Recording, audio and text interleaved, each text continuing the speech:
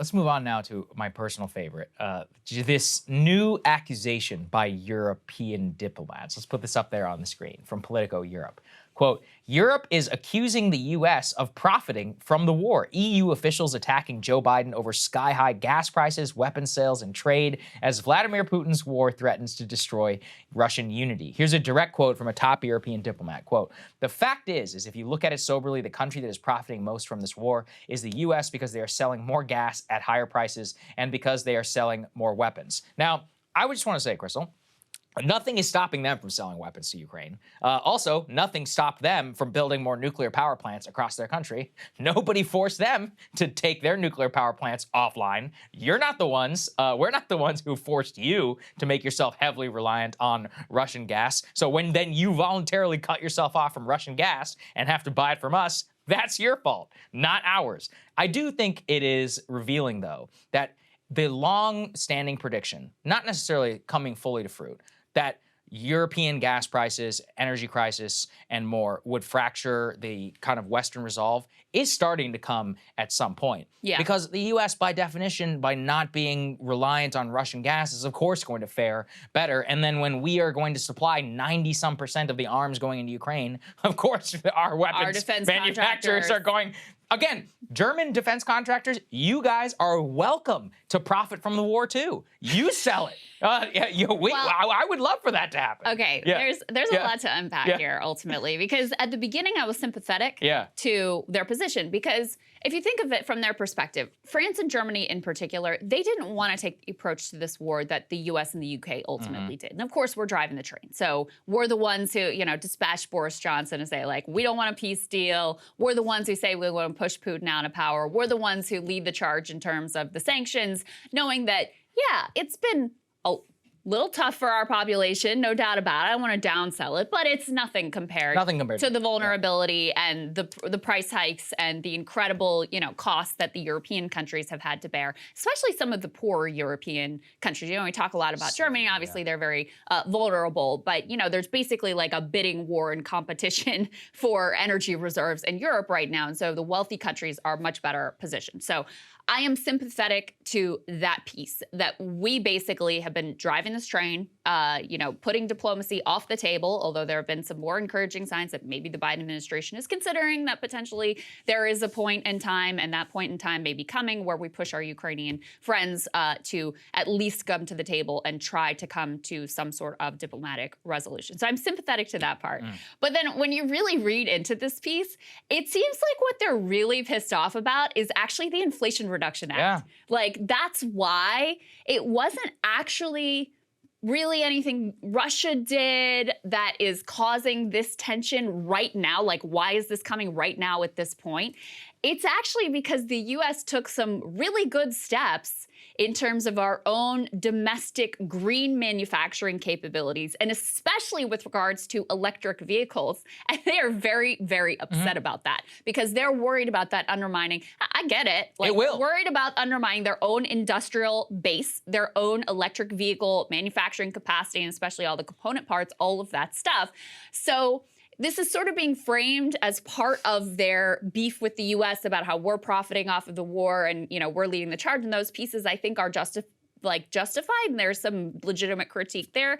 But yeah, what they're really upset about right now and why it's coming to a flashpoint is because they're mad about the Inflation Reduction Act. What they are mad about is that our EV subsidies basically require our EV credits to go to companies that build stuff in America. There's Made in America provisions Crazy concept, I know, that a country would want critical supplies to be made in its own country. And they're like, no, that is an egregious affront because it might undermine Mercedes-Benz. It's protectionism, et cetera, et cetera. They have their own protectionism, by the way. Do you want to know one of the most protectionist places on earth? It's called Germany, the largest economy in Europe. Try and buy Mercedes-Benz parts, factories, and build it not just in Mexico. Try building it like in France or somewhere in a neighboring country. The German government would freak out. They look at them rightfully as national assets. That's great. It's a cool car. I want cool cars here. I want more than one just American company that actually makes stuff. So I wholly support these subsidies. And the point is that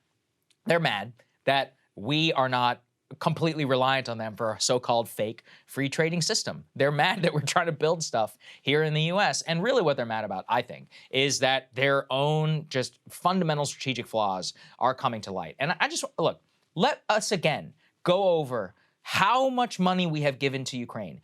Total government aid by the United States to Ukraine is $52.3 billion. The vast majority of that is military aid. The EU countries and EU institutions in total only reach $29.2 billion. If you stratify it to military aid, the vast majority of the aid, some $27 billion so far that has been appropriated, has come from the United States. No other country in Europe even comes close except for the UK, which is currently allocated £4 billion. So you consider that the only other country that even comes close to us is still 500% less than what we have given to Ukraine. Just the audacity to say that we're, quote, that we are the ones who are, quote, profiting when you're the ones who are not spending any of your own money on this actual, like this is the issue too, Krystal. They can be in the driver's seat if they want to. Germany is a rich country. It's one of the richest countries in the world. So is France. So is the UK. These are massive, titanic economic powers, which if you combine them, sure, they may not punch above the US weight, but they actually, share a land with Ukraine and with Russia. They are welcome to do that if they want to. They just don't want to. Yeah. And it's like, it shows you that they are willing to offload all their responsibility onto us. I honestly can't blame them for that because, clearly they don't, the Biden administration's been willing to spend whatever. Yeah, I mean, if I were them, I'd do the same thing. But then don't complain about it. I don't blame them. I don't blame them for that position. I don't blame them for spending, less money as a percentage of GDP on supplying weapons. I don't blame them for any of that because, like I said, I think at the beginning it was very clear there was France and Germany wanted a somewhat different approach, and ultimately our approach is what wins out. But yeah, you can't then go and complain Lockheed's making too much money. I mean, yeah, I agree with you, but you've made a choice about how you want to approach this. And exactly. So, yeah. But I do think when you read into this, the piece that they're really smarting over is the Inflation Reduction Act and the fact that after years, decades of the U.S. being all free trade all the time, you finally have the tiniest glimmer through, the Inflation Reduction Act is what they're concerned about, also the CHIPS Act, but these little glimmer of industrial policy, of awareness, especially post-COVID, that, hey, guess what? You need to have some of these critical supply lines here.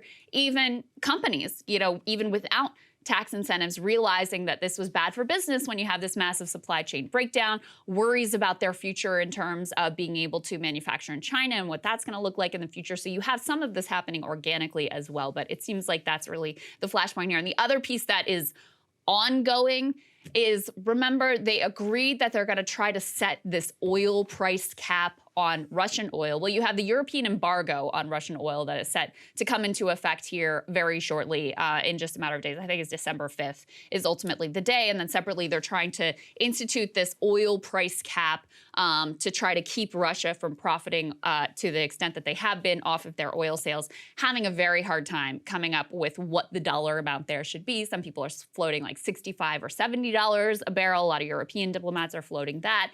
But then that is still way above the actual production costs for Russia, so Russia would still be profiting there, but then they're worried if they set it lower, then maybe Russia won't produce, or so you have an issue with oil prices. So this is, and then the separate concern is it's not clear that this is gonna work at all anyway, so that's the other piece that's going on here. Hey, you guys can have cheap gas anytime you want. Buy it from Russia. That's what the Indians and the Chinese are doing. You're the ones choosing not to, so it's your fault. Hey guys, ready or not, 2024 is fully upon us now, and Saagar and I have been brainstorming ways that we can really up our game for this critical election. Yeah, we rely on our premium subs to expand our coverage, to add staff, to upgrade the studio. We just want to give you the best independent coverage of this election, which is possible. So if you can help us out, become a premium subscriber today, breakingpoints.com, or the link is down here in the description video. It really means the world to us, and if you like what we're all about, this is the best possible way to keep us 100% independent, working only for you.